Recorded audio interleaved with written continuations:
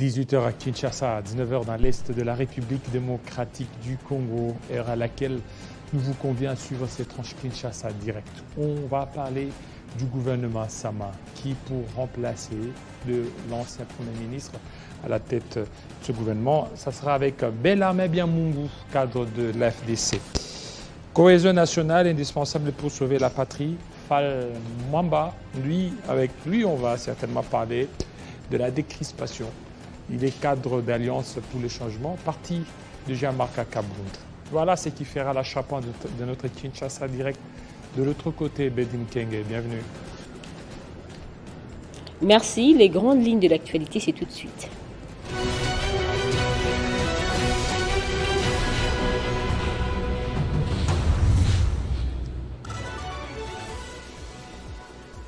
Au Nord Kivu, la dernière vague de déplacés de guerre ayant fui les combats entre les forces armées de la République démocratique du Congo et les terroristes du M23 installés au camp de Nzulo dans les territoires de Massissi vont désormais bénéficier d'une assistance en vivre et non vivre du gouvernement congolais.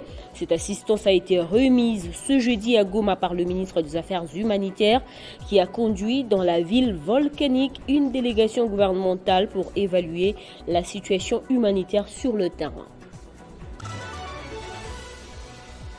Et à Kinshasa, la synergie des missions d'observation citoyenne CIMOCEL reste très critique sur le processus électoral en cours en RDC. Dans un point de presse ce jeudi, la CIMOCEL dénonce plusieurs irrégularités et clientélisme dans le traitement de contentieux électoraux par la CENI, les cours et tribunaux, la corruption sur les élections des sénateurs et le trafic d'influence sur la cooptation des chefs coutumiers. Le directeur général de l'Espace 50, Jean-Marie Kassamba, était devant des centaines d'étudiants de l'université Révérend Kim ce jeudi, dont il est l'ambassadeur.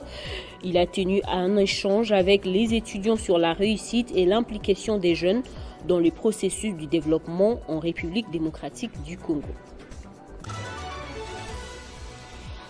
Dans le reste du continent, la confusion demeure sur la date exacte de la présidentielle. Le gouvernement a annoncé la tenue du premier tour au 24 mars, tandis que le Conseil constitutionnel l'a fixé au 31 du même mois. Contradiction totale pour ces deux institutions qui ne parlent pas le même langage. Sinon, tout porte à croire que l'élection aura lieu avant l'expiration du mandat du président Macky Sall le 2 avril prochain.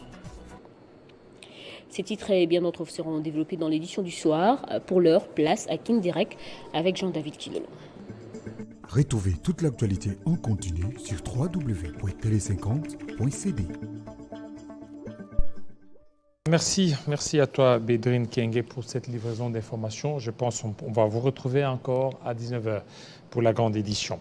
Alors, le parti politique ultra-kabiliste de Joseph Kokonyangi a la profonde douleur d'annoncer à la communauté nationale, internationale, le décès de leur camarade, Madame Annie Konga Mununga, décès survenu aujourd'hui au niveau de Gécamine Sud, au niveau du Katanga. Alors, Joseph Kokonyangi présente toutes ses condoléances.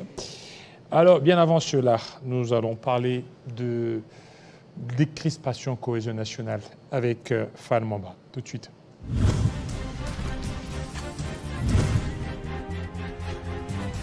On ne les voit même pas sur le plan médiatique en train d'aider le président Tshisekedi. Beaucoup ont pillé, ont volé. Ils voyagent calmement, anonymement, personne ne les connaît. Nous avons besoin que chacun fasse son travail là où il est avec compétence. Un mot sur nos services de renseignement. Allez-y. Prenez l'Agence nationale de renseignement, l'ANER. Le monsieur qui est là, un bon intellectuel. Monsieur Lousadissou. À peine on l'a mis là, il y a des officines. Hein, vous savez, on dit dans notre pays des labos, des filières.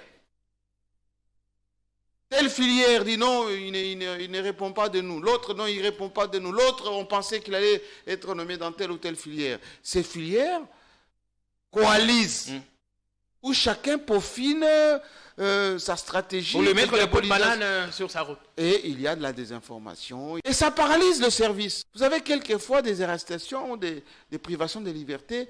C'est dû au trafic d'influence. Ces services ont été paupérisés, clochardisés. On puisse leur donner à nos agents de renseignement le cadre de travail, les moyens logistiques, les moyens financiers. Parce que la guerre aujourd'hui, c'est la guerre de l'info, c'est la guerre du renseignement, c'est la guerre d'équipement. Le renseignement, ce n'est pas l'arme politique. Le renseignement, c'est pour rassurer la nation, c'est pour permettre à ce que le pays soit dans la sûreté.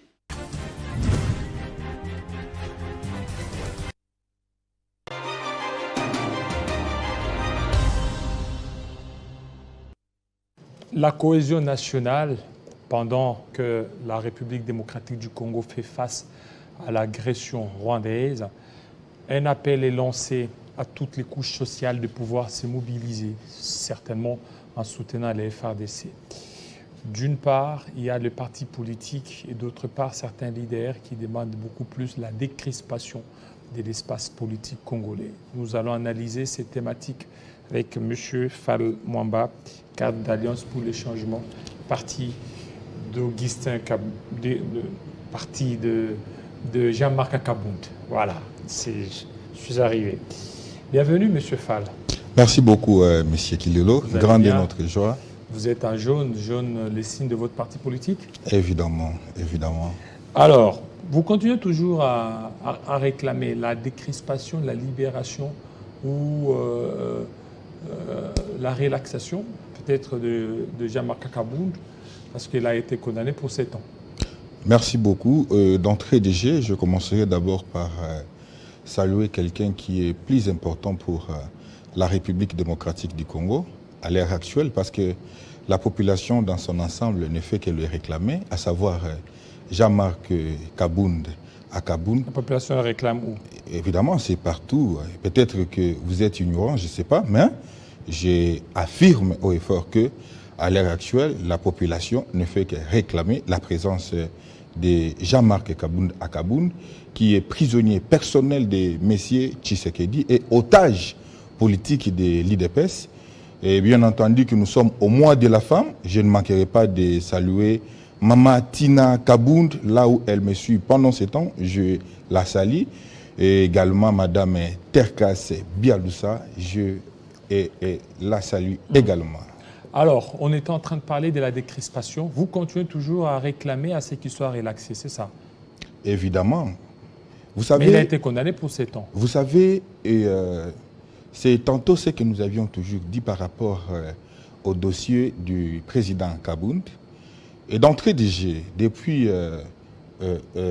la procédure, nous avions commencé déjà à décrier sur la procédure qui semblait être cavalière par rapport aux actes posés d'emblée par les procureurs près la Cour de cassation et les mesures d'autorisation telles que données par l'Assemblée nationale pour pouvoir poursuivre les présidents Kabound.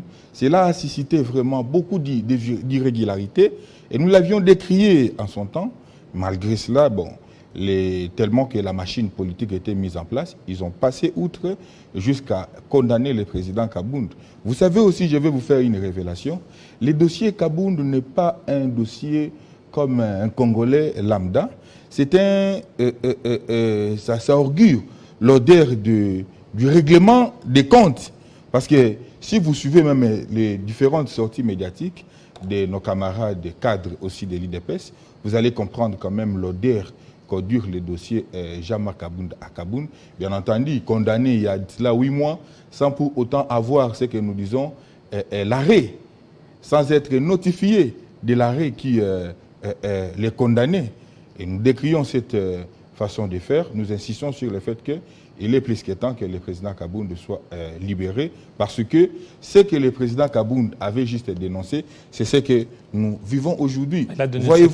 Voyez-vous par exemple ce qui se passe actuellement au niveau de l'Équateur.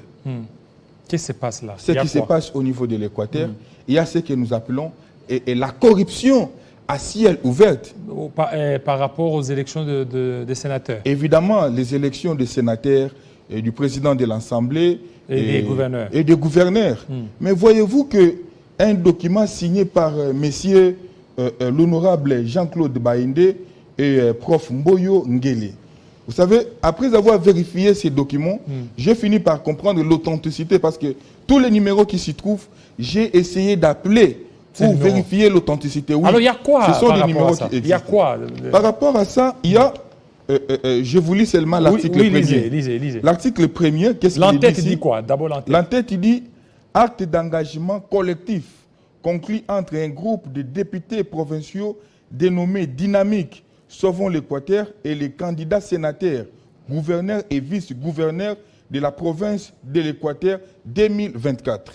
D'emblée, je vous lis seulement l'article premier. Qu'est-ce qu'il est dit ici?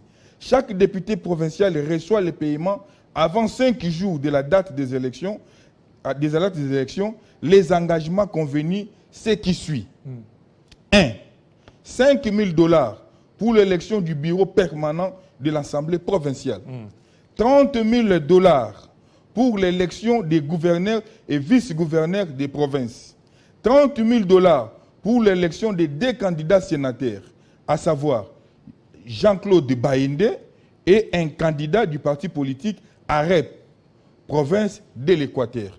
Ici, vous allez voir, parce que je vais vous remettre cela, vous comprendrez qu'ici, il s'agit bel et bien des 3 messieurs qui se sont engagés à rendre officielle la corruption en République démocratique du Congo. Est-ce que ça, c'est la corruption ou bien ça, ce sont les actes liés aux élections? C'est comme un candidat, par exemple, au niveau des élections présidentielles, le candidat qui fait des dons. Ça aussi, ça peut aussi être dans ces cadres-là. Un don. Vous n'allez pas faire des dons à un député provincial de la même manière que vous faites à une personne lambda. Ce que vous devez comprendre ici, c'est quoi? C'est qu'il y a une démarcation. Laquelle? Parce que la CENI a tant décrié cette histoire de la corruption. Parce que ces gouverneurs, ces sénateurs seront redevables à qui? Au peuple congolais ou à ces députés dont ils ont remis 30 000 $ pour être élus. Oui, mais ça, ce sont des élections indirectes. Mais ces sénateurs vont rendre compte à ceux qui les ont élus indirectement. Évidemment. D'abord, ceux qui les ont élus, ce sont les députés provinciaux. Et les députés provinciaux rendent compte à la population. Monsieur Kilolo, l'intérêt est qu'ils doivent travailler pour l'intérêt de la population. Mais l'acte ici traduit en clair qu'il y a les députés qui doivent être corrompus. Et ils ne vont pas élire ces sénateurs et gouverneurs sur base des programmes qu'ils vont devoir défendre. Mais c'est sur base, par exemple, des sommes modiques de 30 000, 5 000 $ qu'ils vont devoir remettre pour corrompre ces députés. En d'autres termes, ils vont les soudoyer. Et si les procureurs prennent la Cour de cassation... Qui est bénéficiaire de ça? Donc ce sont ces ici, ils sont au nombre, ils sont au nombre de... Ils sont au nombre de 14 députés. 14 députés qui ont signé. Qui ont accepté de recevoir. Qui ont accepté. De recevoir les 30 000 $ et 5 000 $. Évidemment, nous avons les partis AREP de M. Luando, qui ici a été représenté. Nous avons les partis de M. Jean-Lucien Boussa, qui ici a été représenté de même. Mais aussi M. Jean-Claude Baïndé, qui lui-même a pris l'engagement de bien vouloir rendre officielle la corruption. Et nous décrions, parce que le chef de M. Tshisekedi avait dit que l'appareil judiciaire est malade. Ça, c'est une occasion pour cette justice de prouver qu'il n'est pas malade. C'est une occasion de démontrer que l'appareil juridique n'est pas malade et de s'en saisir d'office afin de mettre hors état de nuire les signataires, les signataires, et les initiateurs. Et au jour d'aujourd'hui, noir sur blanc, Jean-Marc Akaboun avait raison lorsqu'il disait que la corruption a atteint un niveau auquel il faudrait seulement à ce que le peuple prenne conscience pour barrer la route aux dirigeants actuels. C'était ça. Oui, que le peuple prenne conscience et que les dirigeants actuels soient saisis. Mais la question est celle de savoir est-ce que si Marc Akaboun faisait partie du régime, il allait commencer à condamner ou pas? Non, Parce écoutez, qu'il a commencé à condamner, c'est lorsqu'il a quitté dans ce régime. Écoutez, d'ailleurs, je suis flatté quand vous avez touché cet aspect des choses. À l'époque, n'est-ce pas que le président Kaboun est celui qui a fait demander, proposer même une loi pour qu'il y ait réduction des trains de vie des institutions, n'est-ce pas? Mais il n'était pas les seuls. Il y avait, outre Kabound, il y avait Deli Sessanga. Il y a des Sessanga qui avaient emboîté les pas. Il y a plusieurs qui ont demandé la réduction. Et même le président Félix Tshisekedi lui aussi a demandé ce qui est la réduction. Évidemment, mais il a fait ça après. Parce qu'ils ont emboîté les pas aux jalons déjà posés par le président Kabound.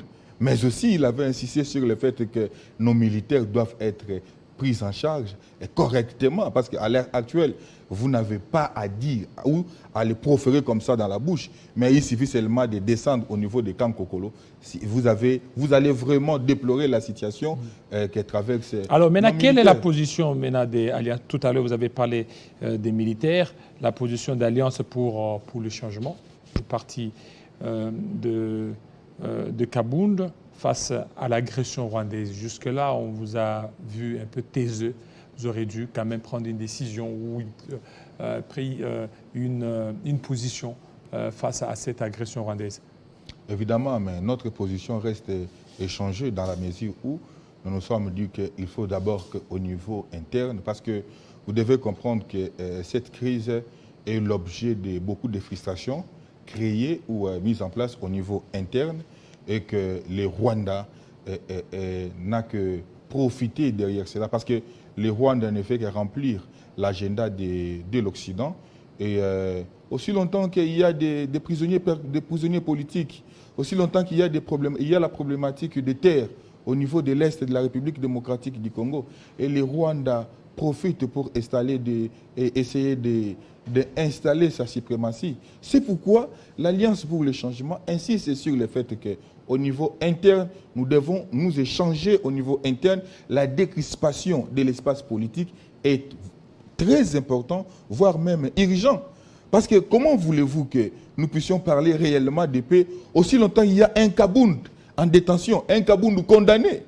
Condamné à 7 ans. Condamné à 7 ans. Pourquoi? Est-ce qu'il a même été notifié par la Cour de cassation? Voilà d'ailleurs là où il y a aussi un problème. Plus de 8 mois que le président Kabound n'a jamais été notifié de sa condamnation. Voilà encore. Et nous avions même écrit officiellement pour que nous puissions entrer en possession de cet arrêt. Bon, ça a été un fin de non-recevoir jusque-là, il n'a toujours pas été notifié. Jusque-là, non. Et qui bloquerait ce dossier? Bon, jusqu'au jour d'aujourd'hui, nous savons que le président Kabound est l'otage politique de M. Tshisekedi. Nous estimons que c'est sous l'instrumentalisation de M. Tshisekedi. Est-ce que c'est tout l'espoir de Kabound qui s'est envolé? Kabound, d'aucuns le croiraient être le dauphin du président Félix Tshisekedi, mais condamné à 7 ans, c'est que ça sera même à la fin du mandat du président Félix Tshisekedi, c'est que sa carrière politique serait menacée. Vous savez, lorsque vous parlez de l'espoir, je vois un Kabound, homme rempli de foi en Christ. Je vois un Kabound, homme rempli de confiance à son peuple. C'est-à-dire Kabound, ce n'est pas quelqu'un qui désespère aussi facilement parce qu'il a foi en Christ.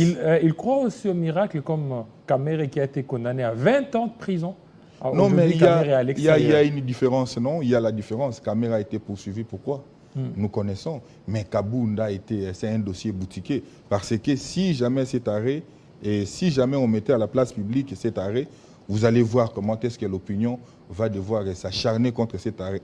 Deuxièmement, et cet arrêt, ce serait une jurisprudence très dangereuse, très dangereuse pour l'avenir de la justice congolaise, parce que même un conseiller municipal ne pourra plus critiquer la gestion d'un bourgmestre. Parce que s'il osait le faire, on va lui brandir la jurisprudence Kabound et tout de suite, en fait, on va museler le peuple congolais dans son entièreté. Voilà. Alors, maintenant, parlons maintenant de ce qui se passe dans l'Est de la République démocratique du Congo. Alors, pour vous demandez à ce qu'il y ait une décrispation Alors, cela passe par une cohésion nationale. Évidemment. Nous l'avions dit, en fait, parce que tantôt, à un moment donné, nous avions vu des différents articles, disons, que le président Kabound a demandé à M. Tshisekedi de prendre en compte les différentes revendications de Nanga et consorts. Et or, c'était faux et archi-faux parce que nous n'avons jamais soutenu la démarche de M. Nanga et de Jean-Jacques Mamba. Nous avions condamné cela avec beaucoup d'énergie. Mais nous insistons sur le fait que la cohésion nationale exige à ce qu'il n'y ait pas de prisonniers politiques. Notre problème avec le Rwanda, il faudrait qu'il y ait un échange sérieux entre Congolais, l'opposition et les pouvoirs en place puissent s'échanger. Écoute, lorsque nous parlons d'un dialogue, le dialogue n'est pas synonyme du partage des postes. Parce que l'Alliance pour le changement ne s'inscrit pas dans cette démarche, n'est pas demandeur des postes. Parce que si l'Alliance pour le changement était demandeur des postes, le président Kabound n'allait pas être condamné, croyez-moi. Voilà. Merci beaucoup, M. Fall Mamba, surtout de votre passage. Vous demandez toujours la décrispation de Jean-Marc Kabound. Et puis, ce n'est pas facile. Hein? Vous êtes resté fidèle, malgré son incarcération, vous êtes toujours. Vous allez le rendre visite en prison? Évidemment. D'ailleurs, avant de venir ici, le président Kabound m'avait dit de vous saluer. Ah, ok. Merci beaucoup. Merci à lui, M. Jean-Marc Kabound. C'est nous qui vous remercions. Voilà, merci. Tout de suite, on va prendre un autre invité.